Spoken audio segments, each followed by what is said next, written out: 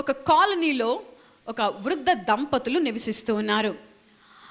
వాళ్ళు ఇద్దరే ఉంటారు, వాళ్ళకి పిల్లలు లేరు, వాళ్ళిద్దరే ఉంటారు. ఆ కాలనీ అంతా వాళ్ళకి చాలా సుపరిచితమైనటువంటి కాలనీ. వాళ్ళకి ఎవరికి ఇంట్లో ఏ అవసరమైనా కూడా ఈ వృద్ధ దంపతులు ఏ అవసరమైనా వీరిద్దరే ముందు వెళ్ళి అక్కడ ఉండి వాళ్ళకున్న ప్రతి అవసరంలో సహాయం చేసి చేదోడు వాడుగా అలా ఉంటూ ఉండేవాళ్ళు. అలా ఉన్నప్పుడు ఈ కాలనీ వాసులందరికీ ఏమని తెలిసింది అంటే, ఈ వృద్ధ దంపతులు వారి 50వ వివాహ వార్షికోత్సవం దగ్గరకు వచ్చింది అన్న విషయం తెలిసింది. ఈ కాలనీలో ఉన్న వాళ్ళందరికీ ఈ వృద్ధ కపుల్ అంటే చాలా ప్రేమ. అందుకని వాళ్ళకు సర్ప్రైజ్ పార్టీ ఇద్దామని అనుకున్నారు. సో అనుకోకుండా వాళ్ళిద్దరు కూడా కాలనీ అంతా కూడా సర్ప్రైజ్ పార్టీని ఏర్పాటు చేశారు.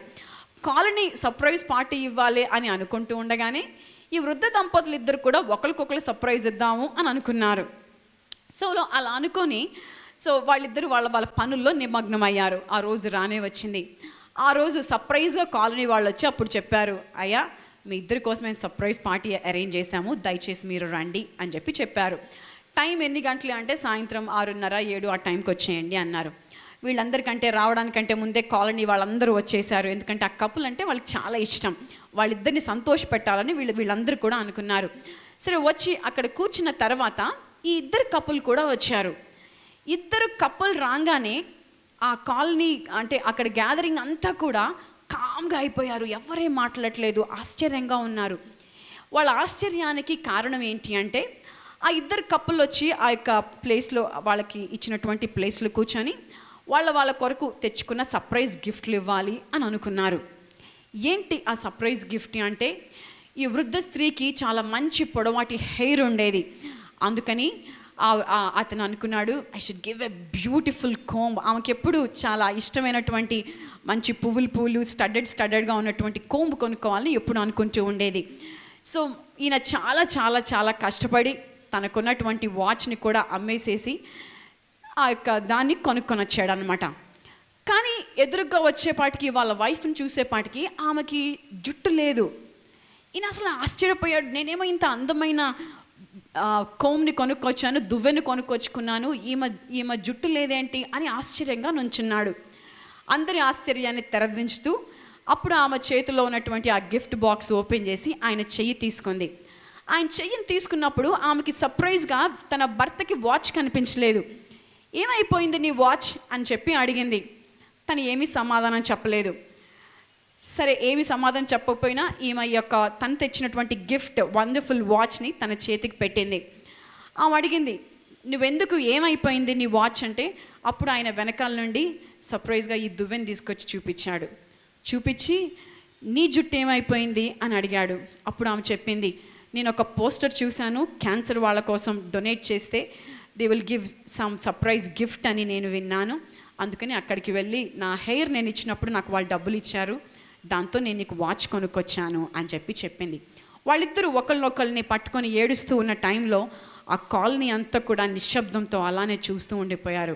అందరి నోట్లో ఒకటే మాట వినిపించింది, ఎంత అన్యోన్యమైన సంబంధం వీళ్ళది, ఎంత అన్యోన్యంగా ఉన్నారు వీళ్ళిద్దరూ అనేటువంటి మాట అక్కడ చేరిన వాళ్ళందరి మాటల్లో, వాళ్ళందరి నోళ్ళల్లో వినిపించింది. ఈ అన్యోన్యమైన సంబంధం అనేటువంటి మాటలోనే ఈరోజు మనం దేవుని యొక్క వాక్యాన్ని చూడబోతున్నాము. యోహాను రాసినటువంటి మొదటి పత్రిక 1వ అధ్యాయం. ఏంటి ఈ అన్యోన్యమైన సంబంధం, నీకు నాకు ఎటువంటి అన్యోన్యమైన సంబంధం అవసరం అని దేవుడు చెప్తున్నాడు అనేటువంటి విషయాన్ని చూద్దాము. యోహాను రాసినటువంటి మొదటి పత్రిక 1వ అధ్యాయము 3వ వచనం నుండి 7వ వచనం వరకు చదువుకుందాము. మాతో కూడా మీకును సహవాసం కలుగునట్లు అందరం కూడా చదువుకుందాము. మేము చూచిన దానిని వినిన దానిని మీకును తెలియజేయుచున్నాము. మన సహవాసం అయితే తండ్రితో కూడాను ఆయన కుమారుడైన యేసుక్రీస్తుతో కూడాను ఉన్నది. మన సంతోషము పరిపూర్ణమవుటకై మేము ఈ సంగతులను వ్రాయుచున్నాము. మేము ఆయన వలన విని మీకు ప్రకటించు సువర్తమానమేమనగా, దేవుడు వెలుగై ఉన్నాడు, ఆయన యందు చీకటి ఎంత మాత్రమునూ లేదు.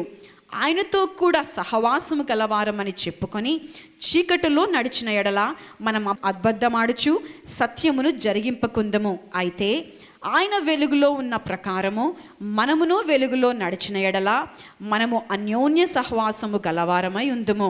అప్పుడు ఆయన కుమారుడైన యేసు రక్తము ప్రతి పాపము నుండి మనలను పవిత్రులుగా చేను. దీని యొక్క వాక్యంలో చాలా స్పష్టంగా రాయబడింది. ఈరోజు మన యొక్క టాపిక్ ఇదే, అన్యోన్యమైనటువంటి సహవాసము. చాలాసార్లు అన్యోన్యమైనటువంటి సహవాసము అనేవి ఎక్కడెక్కడ వాడుతూ ఉంటామంటే, ఎవరైనా ఇద్దరు ఫ్రెండ్స్ చాలా బాగా థిక్ ఫ్రెండ్స్ లాగా ఉన్నప్పుడు ఎంత అన్యోన్యమైనటువంటి ఫ్రెండ్షిప్ వీళ్ళది అని అంటాము. ఎవరన్నా మంచి కప్పుల్ని చూసినప్పుడు కూడా అంటాము, అన్యోన్యంగా ఉన్నారు ఈ భార్యాభర్తలు కలిసి అని అంటాము. ఈ రిలేషన్షిప్స్ అన్నిట్లో మనం ఏ విధంగా అన్యోన్యము అనేటువంటి మాట ఉపయోగించామో, ఆ అన్యోన్యము అనేటువంటి మాట ఇక్కడ నుండే ప్రారంభమైంది. యేసయ్య కూడా నీతో నాతో ఈ అన్యోన్యమైనటువంటి సహవాసాన్ని కలిగి ఉండాలి అని ఆశపడుతూ ఉన్నాడు. ఆ అన్యోన్యమైన సహవాసాన్ని నీవు నేను కలిగి ఉన్నామా? అసలు సహవాసము అంటే ఏంటి? అసలు ఎందుకు మన జీవితంలో సహవాసం కలిగి ఉండాలి అనేటువంటి విషయాల్ని ఈరోజు చూద్దాము. సహవాసము అంటే ఏంటి అంటే, ఇద్దరు కూడా కలిసి ఒకరిని ఒకళ్ళు, అంటే వీళ్ళ ఉద్దేశాలు వీళ్ళకి నచ్చుతాయి, వీళ్ళకు ఉన్నటువంటి ఉద్దేశాలు వాళ్ళకి నచ్చుతాయి, వాళ్ళ ఆలోచనలు వీళ్ళకి ఇష్టంగా ఉంటాయి, వీళ్ళకున్న ఆలోచనలు వాళ్ళకి ఇష్టంగా ఉంటాయి. ఒకరి గురించిన ఒకరికి చాలా కాన్ఫిడెన్స్ ఉంటుందన్నమాట. ఏ విధమైన కాన్ఫిడెన్స్ ఉంటుంది అంటే, ఒకరినొకరు బాగా అర్థం చేసుకున్నప్పుడు నేను ఈ పని జరిగిస్తే ఎదుటి వాళ్ళు నన్ను మిస్అండర్స్టాండ్ చేసుకుంటారేమో అన్న భయము వాళ్ళలో ఉండదు. అటువంటి భయం లేనప్పుడే అనుకుంటాము అన్యోన్యమైనటువంటి సంబంధం అని. అందుకే యేసుక్రీస్తు కూడా రాస్తూ అంటాడు, ఏమని అంటే, దేవుని యొక్క వాక్యంలో ఈ విధంగా రాయబడి ఉంది. ఏమని అంటే, పరిపూర్ణమైనటువంటి ప్రేమలో భయం ఉండదు అని రాస్తూ ఉన్నారు. దేవుని యొక్క వాక్యంలో రాయబడి ఉంది. ఎప్పుడు పరిపూర్ణమైన ప్రేమ ఉంటుంది? పరిపూర్ణమైన ప్రేమ ఉన్నప్పుడు అన్యోన్యమైన సహవాసం ఉంటుంది. ఆ అన్యోన్యమైన సహవాసం ఉన్నప్పుడు భయము అనేటువంటిది ఆ యొక్క రిలేషన్షిప్లో ఉండదు. సో ఒక సహవాసము అంటే ఏంటంటే, ఆ ఇద్దరు కూడా ఒకరినొకరిని ఎంతగానో ప్రేమించుకుంటూ, ఒకళ్ళంటే ఒకళ్ళకి చాలా ఇష్టము, ఒకరితో ఒకళ్ళు మాట్లాడుకుంటూ, ఒకరితో ఒకళ్ళు ఏకీభవించుకుంటూ కలిసి ప్రయాణం చేయడమే సహవాసము, కలిసి ముందుకు వెళ్ళడమే సహవాసము. ఆ సహవాసం అనేది దేవుడు క్రైస్తవ బిడ్డగా, దేవుడు తన యొక్క రక్తంలో కడగబడినటువంటి బిడ్డగా మనందరినీ కూడా ఆ సహవాసంలో దేవుడు మనలో ఉండాల్సిందిగా కోరుకుంటూ ఉన్నాడు. దేవుని యొక్క వాక్యాల నుండి చూస్తే సహవాసం ఏంటి, అది ఏ విధంగా మన జీవితంలో దేవుని చిత్తం అన్నది 1 కొరింథీ అపోస్తలుడైన పౌలు కొరింథీయులకు రాసిన మొదటి పత్రిక 1వ అధ్యాయము 9వ వచనంలో ఈ విధంగా రాయబడి ఉంటున్నది. మన ప్రభువైన యేసుక్రీస్తు అను తన కుమారుని సహవాసమునకు మిమ్మును పిలిచిన దేవుడు నమ్మదగినవాడు. నిన్ను నన్ను దేని కొరకు మనం పిలువబడ్డాము, ఏ విధంగా మనము ఆ యొక్క రిలేషన్షిప్ని కలిగి ఉండాలి అనేటువంటి విషయాన్ని దేవుని యొక్క వాక్యం చాలా స్పష్టంగా చెప్తూ ఉంది. ఏంటి అంటే, యేసుక్రీస్తునందు మనము సహవాసము కలిగి ఉండాలి. అందరూ కూడా కలిసి చెప్దాము, సహవాసము. ఇష్టం లేనట్టుగా చెప్తూ ఉన్నాం కదండి యేసయ్యతో సహవాసం మనకి. అందరం కూడా గట్టిగా చెప్దాము, సహవాసము. అవునండి, యేసయ్య నిన్ను నన్ను ఒక సహవాసంలోనికి పిలుచుకున్నాడు. He wants to have that kind of relationship with you. He wants to have that kind of friendship with you. He wants to have that kind of fellowship with you. నీతో ఆ విధమైనటువంటి సహవాసం కలిగి ఉండాలని, నీతో ఆ విధమైనటువంటి ఆత్మీయ బంధాన్ని కలిగి ఉండాలని, నీతో అటువంటి ప్రేమ బంధాన్ని కలిగి ఉండాలని యేసయ్యకి that is the plan of God. ఆ ఉద్దేశాన్ని దేవుడు తన జీవితంలో నీ పట్ల కలిగి ఉన్నాడు. కానీ చాలాసార్లు మన జీవితంలో ఆ సహవాసం అనేటువంటి ఎసెన్స్ని మనం మర్చిపోయి మన జీవితాన్ని కొనసాగిస్తూ ఉంటాము. ఆ యొక్క ఎసెన్స్ని మర్చిపోయి కేవలం మనం ముందుకెళ్ళాము అంటే ముందుకెళ్తూ ఉన్నాము అనేటువంటి ఏదో ధోరణిలో మనం ముందుకు వెళ్ళిపోతూనే ఉంటాము. కానీ నేను దేని కొరకు పిలువబడ్డామంటే to be in that wonderful relationship. యేసయ్యతో ఆ యొక్క మంచి ఫ్రెండ్షిప్తో ఉండడానికి. నీ గుసగుసలు యేసయ్య వింటాడు, యేసయ్య గుసగుసలు నువ్వు వినడానికి, నీ ఇష్టాలని నువ్వు యేసయ్యకి చెప్పుకోవడానికి, యేసయ్య ఏమనుకుంటున్నాడో నువ్వు వినడానికి, మీరిద్దరు కలిసి మాట్లాడుకోవడానికి, మీరిద్దరు కలిసి కబుర్లు ఆడుకుంటూ ఉండడానికి. ఇటువంటి సహవాసానికి యేసయ్య నన్ను పిలుచుకున్నాడు. కానీ ఇక్కడ కూర్చున్న మనకి చాలా రోజులు అయిపోయి ఉంటుంది యేసయ్యతో గుసగుసలాడుకొని. ఆ యొక్క రిలేషన్షిప్లో ఉన్నటువంటి ఆ యొక్క తీయదనాన్ని మనలో చాలామంది అనుభవించని వాళ్ళంగా మన జీవితంలో ఉంటూ ఉన్నాము. ఆమోసు ప్రవక్త ఈ విధంగా రాస్తూ ఉన్నాడు, ఎప్పుడు అన్యోన్య సహవాసం ఉంటుంది, ఎప్పుడు అన్యోన్య బంధం ఉంటుంది అని చెప్పి ఒక మంచి స్టేట్మెంట్ చేస్తూ ఉన్నాడు. ఆమోసు గ్రంథము 3వ అధ్యాయము 3వ వచనంలో ఇక్కడ రాయబడి ఉంచినది ఏమని అంటే, సమ్మతింపకుండా ఇద్దరు కూడి నడతురా. ఈ మాటకి అర్థం మనందరికీ చాలా బాగా తెలుసు. మనకున్నటువంటి ఫ్రెండ్షిప్లో ఎవరైనా మనతో సమ్మతించలేదు అంటే చాలాసార్లు వాళ్ళతో మనకి రిలేషన్షిప్, ఆ యొక్క సంబంధం కానీ ఆ యొక్క సహవాసం అనేది కానీ మనకి ముందుకెళ్ళదు. ఒక రిలేషన్షిప్ ముందుకు వెళ్ళాలి అంటే, ఇద్దరు కలిసి సహవాసము చేయాలి అంటే ఏది అవసరం అంటే సమ్మతించడము అనేది చాలా అవసరమైనటువంటి ఎసెన్స్ అనేది దేవుని యొక్క వాక్యంలో నుండి మనం చూస్తున్నాము. యేసయ్యతో నీకు ఆ సహవాసము ఉండాలి అంటే, నువ్వు యేసయ్య కలిసి ఆ యొక్క సహవాసంలో ముందుకెళ్ళాలి అంటే నీకు ఉండాల్సినటువంటి ముఖ్యమైన విషయము, ప్రాముఖ్యమైన విషయం ఏంటి అంటే సమ్మతించడం అనేది చాలా ప్రాముఖ్యమైన విషయం. సమ్మతించడం అంటే ఏంటి అంటే, యేసయ్య నీ గురించి ఏ ఉద్దేశాలు కలిగి ఉన్నాడో ఆ ఉద్దేశాలకి నువ్వు లోబడి ఉండడం. సమ్మతించడం అంటే ఏంటంటే, యేసయ్య నిన్ను ఏ పిలుపుతో అయితే పిలుచుకున్నాడో ఆ పిలుపు నీకు ఇష్టకరంగా ఉండడం అనేది నువ్వు సమ్మతించడము. యేసయ్య నీకు ఏ లెసన్ అయితే నేర్పిస్తున్నాడో ఆ లెసన్కి నువ్వు సమ్మతించడం అనేది ఈ యొక్క వాక్యంలో మనం చూస్తూ ఉన్నాము. నీవు అది లోబడే వ్యక్తిగా, దాన్ని ఇష్టపడే వ్యక్తిగా, ఆ యొక్క దేవుని యొక్క చిత్తాన్ని సమ్మతించేటువంటి వ్యక్తిగా నువ్వు ఉన్నప్పుడు దేవుని యొక్క వాక్యంలో ఉంది, అలా నువ్వు సమ్మతిస్తే నువ్వు కూడి నడుస్తావు. అలా నువ్వు సమ్మతిస్తే ఇద్దరు కూడి నడుస్తారు. అలా నువ్వు సమ్మతిస్తే యేసయ్యతో కూడా నీవు కలిసి నడుస్తావు, నువ్వు కలిసి నడుస్తావు. హల్లెలూయా, హల్లెలూయా. అటువంటి సమ్మతి అనేది నీ జీవితంలో జరుగుతుందా అన్నటువంటి విషయాన్ని మనం ప్రశ్నించుకోవాలి. నీ జీవితంలో దేవుని యొక్క వాక్యానికి నువ్వెంత సమ్మతిస్తున్నావు, నీ జీవితంలో దేవుడు నీకు ఇచ్చినటువంటి కరెక్షన్కి నువ్వెంత సమ్మతిస్తున్నావు అన్నటువంటి విషయాన్ని మనం చూసుకోవాలి. ఈ రెండు మ్యాచ్ అవ్వకపోతే నీకున్నటువంటి రిజల్ట్ ఒకటే, యేసయ్యతో నీకు సహవాసము లేదు అన్నటువంటి విషయాన్ని దేవుని యొక్క వాక్యంలో నుండి మనం ఇక్కడ చూస్తూ ఉన్నాము. మరలా యోహాను రాసినటువంటి మొదటి పత్రికకి అక్కడికి వెళ్దాము. ఇక్కడ అపోస్తలుడైన పౌలు రాస్తున్నాడు ఏమనంటే, మాతో కూడా మీకును సహవాసం కలుగునట్లు మేము చూచిన దానిని వినడదానే. యాక్చువల్లీ ఈ యొక్క మాటని రెండు అర్థాలుగా తీసుకోవచ్చు. మాతో కూడా మీకును సహవాసము అంటే యోహానుతో కూడా టు హ్యావ్ ఎ రిలేషన్షిప్, అంటే it's like a relationship with a human and a human relationship. అంటే యోహానుతో ఇట్స్ ఎ ఫ్రెండ్షిప్, మేబీ పక్కనున్నటువంటి వాళ్ళకి ఇట్స్ ఎ ఫ్రెండ్షిప్. రెండవదిగా ఈ యొక్క అర్థాన్ని ఎలా తీసుకోవచ్చు అంటే, మాతో కూడా మీకును సహవాసము అంటే వాళ్ళు ఎలాగ దేవునితో సహవాసం కలిగి ఉన్నారో మనకి కూడా ఆ విధంగా దేవునితో సహవాసం కలిగినట్లుగా. ఈ రెండు అర్థాలు యొక్క మాటల నుండి వస్తాయి. అసలు యోహాను ఎవరు అనేటువంటి విషయం మనందరికీ బాగా తెలుసు అని గుర్తు చేసిన తర్వాత మరలా ఇంకా దేవుని యొక్క వాక్యం లోపలికి వెళ్దాము. యోహాను ఎవరు అంటే యేసు యొక్క బాసంలో, యేసు యొక్క కౌగిలిలో ఆయన రొమ్మున ఆనుకొని ఉండేటువంటి శిష్యుడుగా యోహాను ఉన్నాడు. అందుకే యోహానికి తెలుసు ఆ సహవాసం యొక్క టేస్ట్ ఎలా ఉంటుందో. అందుకే యోహానికి తెలుసు ఆ సహవాసంలో ఉన్న థ్రిల్ ఎలా ఉంటుందో.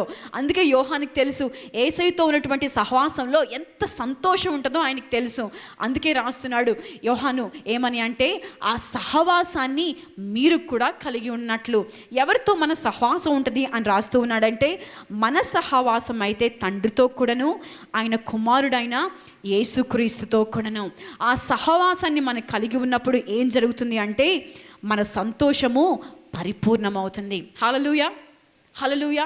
యేసయ్య తండ్రి అయినటువంటి దేవుడు, సృష్టికర్త అయినటువంటి దేవుడు మానవుణ్ణి సృష్టించిన తర్వాత మనందరికీ కూడా బాగా తెలుసు, చల్లటి సాయంకాలం పూట దేవుడు ప్రతిరోజు వచ్చేవాడు ఏదైనా తోటలో తన ఫ్రెండ్ అయినటువంటి ఆదాముతో మాట్లాడడానికి, కబుర్లు ఆడుకోవడానికి, సహవాసం చేయడానికి, ఫ్రెండ్షిప్ చేయడానికి. ఇక్కడ ఉన్నటువంటి చాలామందికి మీకు మీ ఫ్రెండ్స్ ఉన్నారు.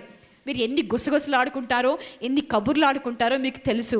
That is the same kind of relationship Adam had with Jehovah, Adam had with God the creator. దీన్ని బట్టి చూస్తే మనకు అర్థమవుతుంది, నీతో నాతో ఎటువంటి సంబంధాన్ని కలిగి ఉండాలి అని దేవుడు ఇష్టపడుతున్నాడు. ఆయన నీతో నాతో ఎటువంటి సంబంధాన్ని కలిగి ఉన్నాడంటే, ఇష్టపడుతున్నాడంటే ఒక సహవాసం.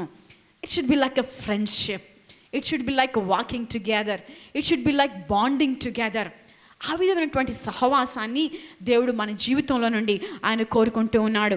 అందుకే కిందకు వచ్చి ఇక్కడ మనం చూస్తూ ఉంటే, ఏ విధంగా మన జీవితంలో మనం కలిగి ఉంటే ఆయనతో సహవాసం కలిగిన వాళ్ళము, ఏ విషయం లేకపోతే మన సహవాసం లేని వాళ్ళము అన్నటువంటి విషయాన్ని మనం ఇక్కడ చూస్తూ ఉన్నాము. ఇక్కడ చూస్తూ ఉంటే 6వ వచనంలో ఈ విధంగా రాయబడి ఉంటున్నది. 5 నుండి చదువుకుందాము. మేమాయన వలన విని మీకు ప్రకటించు వర్తమానమేమనగా, దేవుడు వెలుగై ఉన్నాడు, ఆయన యందు చీకటి ఎంత మాత్రమును లేదు, ఆయనతో కూడా సహవాసము కలవారమని చెప్పి చీకటిలో నడిచిన ఎడల మనం అబద్ధమాడుతూ సత్యమును జరిగింపకుందము. మన దేవుడు వెలుగై ఉంటూ ఉన్నాడు. ఈ వెలుగు అనేది అనేకమైనటువంటి విషయాల్ని సూచిస్తూ ఉంది. ఈరోజు నేను ఒక్క విషయాన్ని చెప్పాలనుకుంటున్నాను. ఈ వెలుగు అనేది ఒక ధైర్యంగా ఉండగలిగేటువంటి పరిస్థితిని మనకు సూచిస్తూ ఉంది. మీరు చూసారా, చాలాసార్లు మేబీ టీవీలో కానీ వీటిలో చూస్తారు, కొన్ని డిస్కోల్లో లైట్ ఎప్పుడు బ్రైట్గా ఉండదు. మీరు గమనించారా, బార్లలో లైట్ ఎప్పుడు బ్రైట్గా ఉండదు. ఎందుకంటే వాళ్ళు ఒకళ్ళనొకళ్ళ మొహాల్ని చూసుకోలేనటువంటి భయం వాళ్ళలో ఉంది. అందుకే you will never have a bright light in those areas. ఎందుకు బ్రైట్నెస్ అంటే వాళ్ళకి భయం అంటే, వాళ్ళు చేసే పని తప్పు అని వాళ్ళకి తెలుసు కాబట్టి వాళ్ళు బ్రైట్నెస్ని ఎదుర్కోలేరు. యూనో, వెలుగులో నివసించడం అంటే, వెలుగుని కలిగి ఉండడం అంటే to live a life that is confident, to live a life that is fearless. నీ గురించి ఒక ధైర్యంగా నువ్వు నిలబడగలిగినటువంటి పరిస్థితి, నీ గురించి ఒక కాన్ఫిడెంట్గా నువ్వు నిలిచగలిగినటువంటి పరిస్థితి. వెలుగుని మనం ఎప్పుడు ఫేస్ చేయలేము అంటే, మనం మన జీవితంలో ఆ యొక్క నిజాయితీని మనం కలిగి లేనప్పుడు, తప్పు చేశామేమో అన్న భయం మనలో ఉన్నప్పుడు, గిల్టీ అనేటువంటి ఫీలింగ్ మన జీవితంలో ఉన్నప్పుడు వెలుగును నీవు భరించలేవు. ఈరోజు దేవుడు మనతో మాట్లాడుతున్నాడు. నీ జీవితంలో ఆయనతో ఉన్నాను అని మాత్రమే అనుకున్న పరిస్థితిలో ఉన్నావా, ఆయనతో సహవాసం నాకు కలిగి ఉంది అనేటువంటి అనుకునే పరిస్థితిలో ఉన్నావా, ఆ సహవాసాన్ని నువ్వు కలిగి ఉన్నావా అనేటువంటి విషయము చాలా ప్రాముఖ్యమైన విషయం. చాలామంది మన రక్షణ పొందిన తర్వాత మనం ఈ విధంగా గాల్లో కొట్టుకొని పోతా ఉంటామన్నమాట.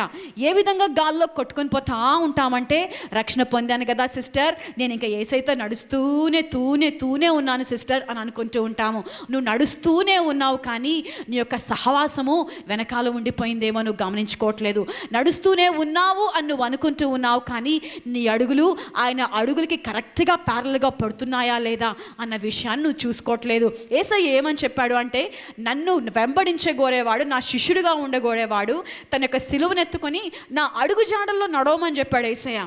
హీ షుడ్ ఫాలో మీ అని చెప్పాడు ఏసయ్య. అంటే ఏసయ్య అడుగులతో పాటు నీ అడుగులు మ్యాచ్ అవుతూ నువ్వు ముందుకెళ్ళాలి అన్నది నీ కొరకైన దేవుని పిలుపు. ఆ విధంగా నువ్వు నడిచినప్పుడే దేవునితో సహవాసం నువ్వు కలిగి ఉంటావు. నడుస్తూ ఉన్నానే అని అనుకుంటూ ఏసయ్య అడుగు ఇక్కడ ఉంటుంది, నీ అడుగు మాత్రం ఇక్కడ ఉంటుంది. ఆ విధంగా ఉన్నావా నీ జీవితంలో? దీని యొక్క వాక్యంలో నుండి చూస్తే న్యాయాధిపతుల గ్రంథము 16వ అధ్యాయము 20వ వచనంలో ఒక చక్కటి మాట రాయబడి ఉన్నది. మనందరికీ తెలుసు సంసోను గురించి ఇక్కడ రాయబడి ఉంటున్నది. న్యాయాధిపతుల గ్రంథం 16వ అధ్యాయము 20వ వచనము. దీని యొక్క వాక్యం చదువుకుందాము. ఆమె అంటే దెలీలా, సంసోను, ఫిలిస్తీయులు నీ మీద పడుచున్నారనగా అతడు నిద్ర మేలుకొని ఎప్పటి ఎట్లు నేను బయలుదేరి విడజిమ్ముకొందుననుకొనెను. అయితే యెహోవా తనను ఎడబాసనని అతనికి తెలియలేదు. Samson was in a situation that he even did not know that he don't have God's presence anymore in his life. దేవుని యొక్క ప్రజెన్స్ అనేది, దేవుని యొక్క సన్నిధి అనేది తనతో పాటు లేదు అనేటువంటి విషయాన్ని కూడా సంసోను గ్రహించలేనటువంటి పరిస్థితుల్లో తన జీవితంలో ఉన్నాడు. నీ జీవితంలో, నా జీవితంలో కొన్నిసార్లు మన విశ్వాసంలో ముందుకు వెళ్తూ ఉన్నాము, వెలుగు సంబంధిగా ఉంటూనే ఉన్నాము అని అనుకుంటూ ఉన్నాము. కానీ మన యొక్క సన్నిధి, దేవుని యొక్క సన్నిధి మనల్ని ఎప్పుడో విడిచిపోయింది అనేటువంటి విషయాన్ని మనం గ్రహించలేకుండా ఉంటూ ఉన్నాము.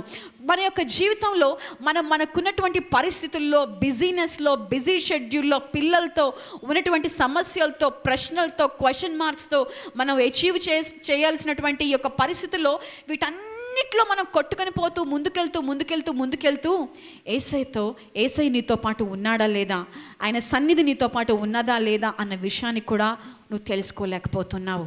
కొన్నిసార్లు ఎలా ప్రార్థన చేస్తూ ఉంటామంటే, కొంతమంది మనం పడుకొని, ఏసయ్యా ఈరోజు అంతా కాపాడినందుకు నీకు వందనాలు, థ్యాంక్ యూ ఏసయ్యా, నాకు మంచి నిద్ర దయచేయండి, నువ్వు మంచి దేవుడివి, నా పిల్లలందరినీ కాపాడండి, యేసునామం పేరట ఆమెన్.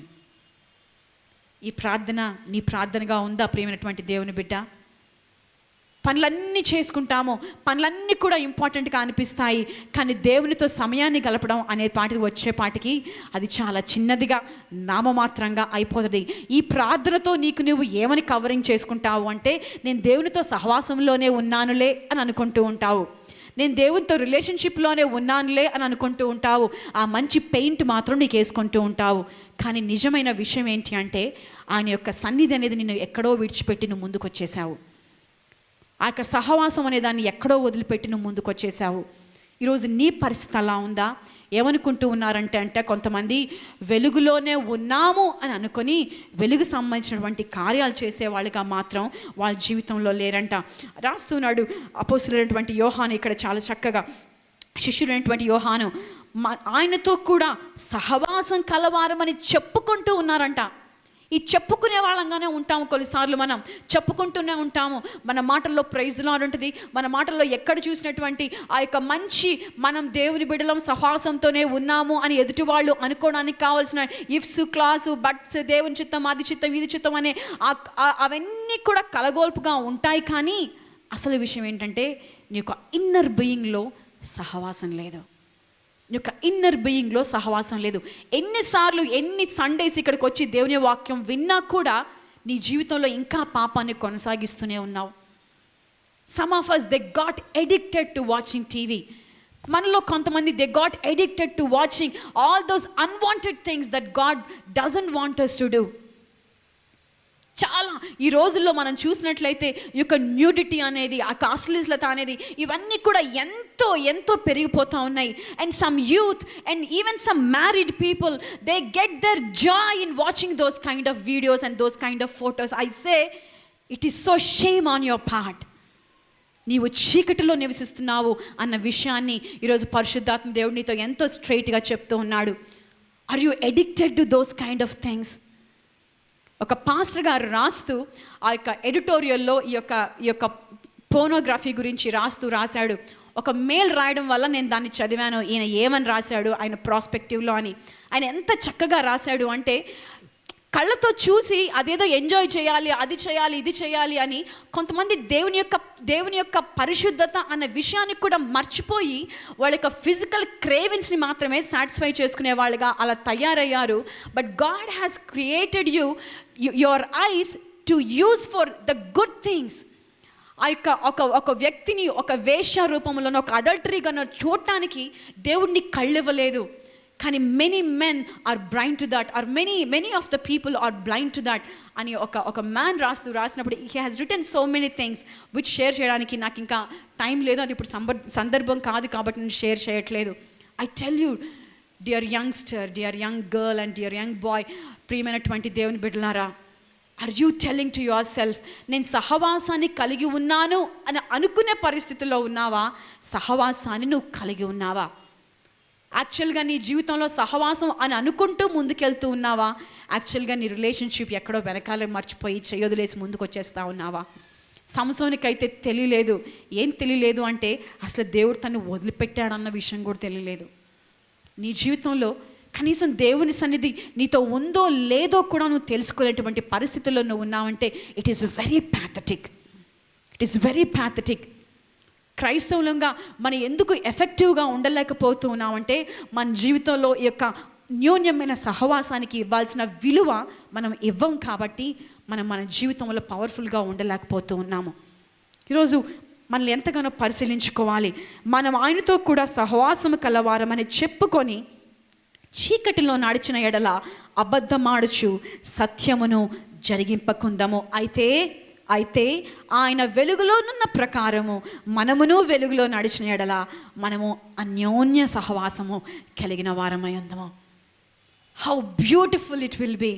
నీవు నేను ఈ అన్యోన్య సహవాసాన్ని కలిగి ఉన్నాను అని ఎంతో ధైర్యంగా చెప్పగలిగే పరిస్థితుల్లో ఉంటే ఎంత బాగుండు. ఈ అన్యోన్య సహవాసము అనేటువంటి ఆ యొక్క లవ్ రిలేషన్షిప్ దేవునితో నీకుంటే ఎంత బాగుండును. లెట్ మీ టెల్ యూ, ఈ అన్యోన్య సహవాసము ఎటువంటిది అన్యోన్య సహవాసం కాదు అంటే ఒక ఇద్దరు ఫ్రెండ్షిప్ ఉంది. ఆ ఫ్రెండ్షిప్లో ఎప్పుడు కూడా ఒక ఫ్రెండ్ ఎప్పుడు ఈ ఫ్రెండ్ నాకేమిస్తాడు, ఎప్పుడు ఈ ఫ్రెండ్ నాకు ఏ విధంగా బ్లెస్ చేస్తాడు, ఎప్పుడు ఏ విధంగా ఈ ఫ్రెండ్ నా ప్రతి పరిస్థితుల్లో నాకు ఉంటాడు, ఎప్పుడు ఈ ఫ్రెండ్ నాకున్న ప్రతి అవసరాన్ని తీరుస్తాడు అని మాత్రమే ఆలోచించుకుంటూ ఉండేటట్లయితే ఆ సహవాసం అన్యోన్య సహవాసం అవ్వదు. ఆ సహవాసం ఏమవుతుందంటే పారాసైటింగ్ రిలేషన్షిప్ అవుతుంది. అంటే ఏంటంటే ఎదుటి వాళ్ళ మీద పడి జలగలాగా వాళ్ళది లాక్కోవడం అన్నమాట. That is not called as అన్యోన్యమైనటువంటి సంబంధం. అన్యోన్యమైన సంబంధం ఏంటంటే ఒకళ్ళనొకళ్ళని ప్రేమించుకోవడం. నువ్వు నాకేమిస్తావు, నేను నీకేమిస్తాను అనేది కాదు అన్యోన్యమైన సహవాసం. అన్యోన్యమైన సంబంధం ఏమంటదంటే నువ్వు నాతో మాట్లాడు, నువ్వు నాతో టైం స్పెండ్ చేయి, అదే నాకు చాలు అంటది అన్యోన్యమైన సహవాసం. కొన్నిసార్లు మన క్రైస్తవ సహవాసం దేవునితో ఎలా ఉంటుందంటే ఎప్పుడు కూడా దేవుడు ఏమిస్తాడు అనే దాన్ని బట్టే ఉంటుంది. ఎప్పుడు కూడా నీ ప్రార్థన అవసరము అది మీట్ చేయబడగానే నీ యొక్క ప్రార్థన అవసరము ఆ యొక్క జవాబు రాగానే నాకు అన్యోన్య సహవాసం ఉంది కాబట్టి వచ్చింది అని అనుకుని మనల్ని మోసపుచ్చుకునే వాళ్ళంగా ఉంటాము. అది కాదండి అన్యోన్య సహవాసము. ఆయన మంచివాడు కాబట్టి నీ ప్రార్థన ఆయన వింటాడు కాబట్టి ఇస్తాడు. కానీ అన్యోన్య సహవాసం ఏంటి అంటే నువ్వు ఆయనతో కలిసి ఉండడం. ప్రార్థన చేద్దాం, నాతో ఏకీభవించండి. పరిశుద్ధుడైన తండ్రి, మహోన్నతుడా, అద్భుతకరుడా నీకు స్తోత్రాలు. నా ప్రియ సహోదరి సహోదరులను మీరు దీవించండి. మా యొక్క జీవితాలలో మీరు మా చేతికి అప్పగించిన ఏ పని అయినా సరే నిపుణత కలిగి ఎంతో శ్రద్ధతో నీ కొరకు చేస్తూ ఉన్నామనేసి ప్రభు ఆ నమ్మకంతో మేము కష్టించి పనిచేసే కృపను దయచేయండి. శ్రద్ధ కలిగిన వారు ఆశీర్వదించబడతారని, శ్రద్ధ కలిగిన వారు సమృద్ధిగా ఉంటారని, శ్రద్ధ కలిగిన వారు ఏలుబడి చేస్తారని మీ వాక్యంలో సెలవిస్తూ ఉండగా మా అందరి జీవితాలలో నీ యొక్క కార్యాన్ని నెరవేర్చాలని ఘనత ప్రభావాలు మీకు మాత్రమే చెల్లిస్తూ నజరేయుడగు యేసుక్రీస్తు నామమున ఈ ప్రార్థన చేస్తూ ఉన్నాము తండ్రి. Amen, amen. క్రీస్తునందు ప్రియులారా, మరలా వచ్చే వారము ఇదే సమయానికి మనం దావీదు యొక్క జీవిత ధ్యానాలు కొనసాగించుకుందాం. అంతవరకు దేవుని యొక్క కృపా క్షేమములు మనందరికీ తోడుగా ఉండును గాక. ఆమేన్.